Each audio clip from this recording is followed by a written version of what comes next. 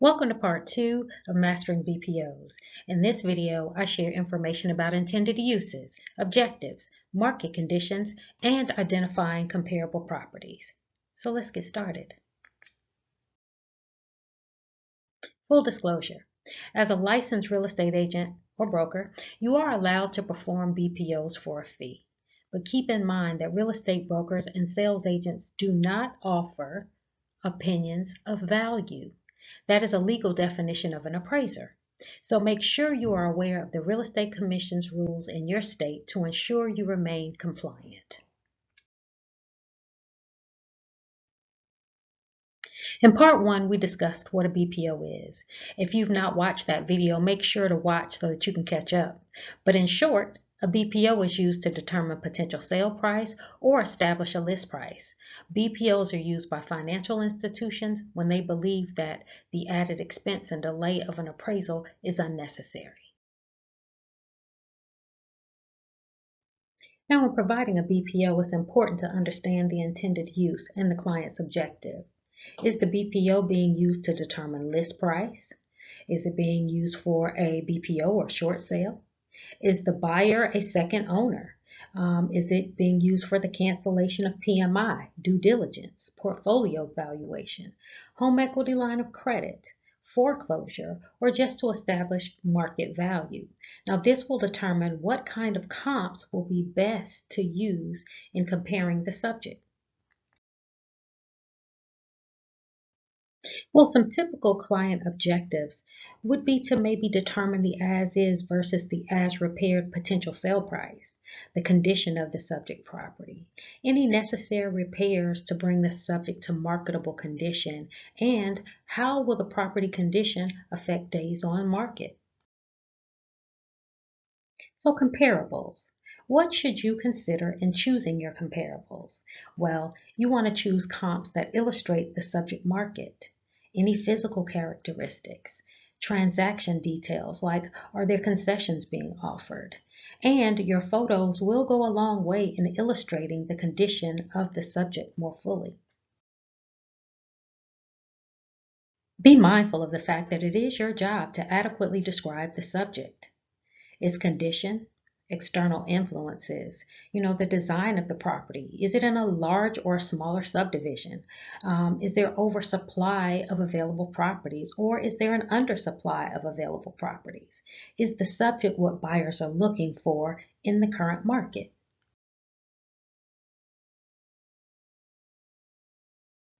You should also make clear in your report how long are properties taking to sell. Are there a lot of foreclosures reducing sale prices? The appeal of the area or neighborhood, and who is the typical buyer for this type of property? What's driving the market? Make sure your opinion is consistent with current market sales prices.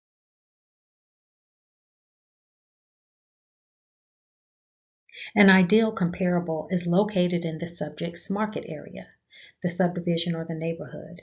Now, recent sales are most preferable. However, in slower markets, you may need to broaden your search from properties that closed in 30 days to up to 365 days. Remember that comps should also be similar in size, condition, age, square footage, room count, design and location, amenities, as well as the view, right? And comps should compete for the same buyer. So what will impact the opinion? Well, are the comps being used in the same way as the subject? Meaning, are they single-family homes versus maybe a duplex? Do they share similar features, lot sizes, subdivision versus a busy street? Now, all of these things are important to consider when choosing your comparables. Make sure you know your market, as fluctuations have a direct impact on home prices. Are properties under contract within 30 days? This will be considered a fast-moving market. In a stable market, 60 to 90 days might be normal marketing time. And in a changing market, make sure to identify comps that reflect the current market condition. A property that sold 6 months ago at the height of the market should not be used if the current market condition has slowed down. Properties that languish on the market 90 to 120 days or more is an indication of a slow-moving market. And as you know, the longer a property is on the market, the more the sale price is going to be affected. So let's look at some comp criteria. Are all your comparables located in the same city, within 1 mile of the subject, closed within 6 months, have an average age range within 5 years of the subject property? Well, if so, you've identified good comparables. Now, there are instances where there just aren't enough recent sales to meet this criteria, and so you'll have to adjust for that. Now, when being really narrow won't work, you'll find it necessary to expand your search, which also means that you'll need to make adjustments to your comparable properties to make them more like the subject.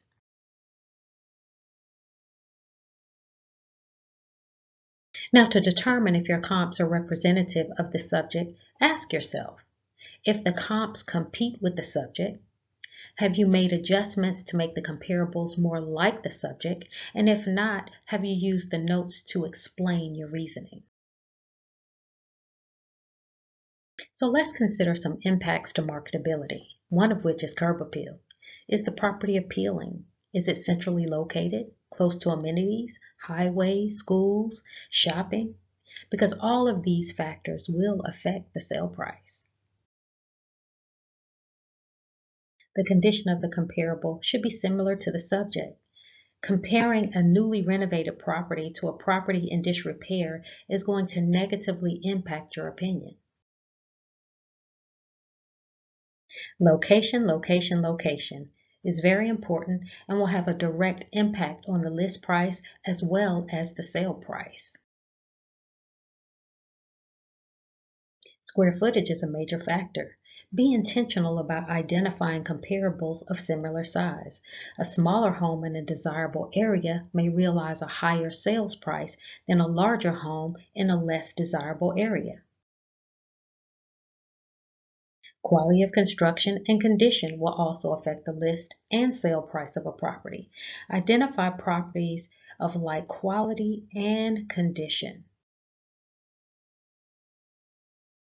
Now, although there is a buyer for most every property type and location, external influences should be taken into consideration when selecting comparables. Make sure you identify positive and negative external influences and notate these factors in comments and support it with photographs. A good rule of thumb is to notate everything, positive and negative impacts to the evaluation. You want to be as thorough as possible so that any neglect can be addressed by the owner or servicer. Now, this is one of those situations where you should certainly suggest repairs be made to the property before marketing, and make sure you notate anything that will most certainly affect the marketability of the property. Bracketing. What is it? Well, it is to identify comparables that are superior, similar, and inferior to the subject property. Doing this will allow for a range of values, but keep in mind that you'll still want to find the most similar property to compare the subject to. But there are usually property attributes that make each property slightly inferior or superior to the subject. For example, one property may be 90 square feet larger or smaller than the subject, which will cause it to be either superior or slightly inferior. So let's talk a little bit about adjustments. Now, adjustments should be made to comparables to make them similar to the subject. Let's say that the subject does not have a garage and the comparable does. Well, in order to make the comparable like the subject, you would subtract or adjust the amount of the garage from the sale price of the comparable. Now, keep in mind that adjustments vary by area, so you should probably work with a local appraiser to find out what is reasonable in your area. Properties that are unusual or not typical for the area will require a higher level of research and competence. But don't be afraid to ask the opinion of an appraiser. After all, the property will be appraised if purchased with financing. So don't be shy. In my experience, they are more than happy to help. Common BPO deficiencies. Well, the report is faulty. You're missing data. There are unusual characteristics that haven't been addressed. Repair estimates aren't reasonable, or obvious repair issues have been omitted. Improper adjustments have been made, or the return on investment for suggested repairs is unreasonable for the sale price. Beware. If your comparables are not appropriate representation of the subject, you may be asked to revise your report. Be thoughtful and be sure to take your time and practice preparing reports. Know that at first, a report may be time-consuming, but it will become easier and take less time as you develop your system of compiling the data and understanding the client's requirements. I would like to pose a question.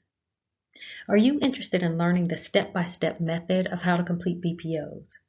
If so, please leave a comment below. I want to equip you with all the information you need to master BPOs.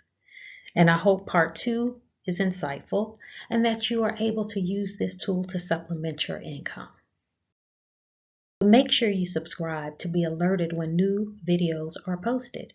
And for those of you who have subscribed, I really appreciate your support. So until next time, I'm Tara Tillman of Westchester Realty. Thank you for watching.